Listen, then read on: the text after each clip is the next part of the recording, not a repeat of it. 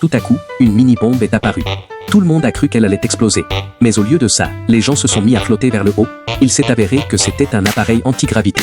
En voyant leurs camarades flotter dans les airs, le frère et la sœur se sont aussi précipités en courant. Aussi se sont retrouvés à flotter jusqu'au plafond.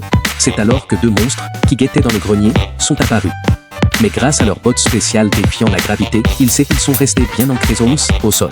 Les monstres se sont précipités vers la porte. Le frère a lancé en toute hâte une bombe en forme de pomme de terre. Mais le recul de l'explosion l'a projeté en arrière.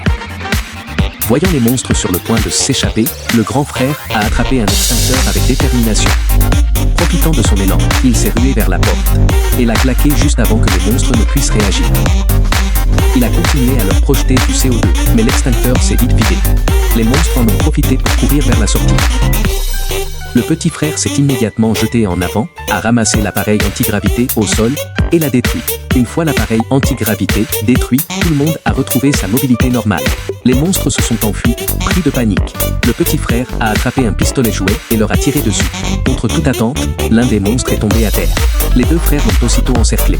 La créature s'est empressée de déclarer qu'elle n'avait aucune mauvaise intention, en expliquant que son chef l'avait forcé à venir sur Terre. Il cherchait un appareil capable d'agrandir les objets, dans l'intention de devenir géant et de conquérir la planète.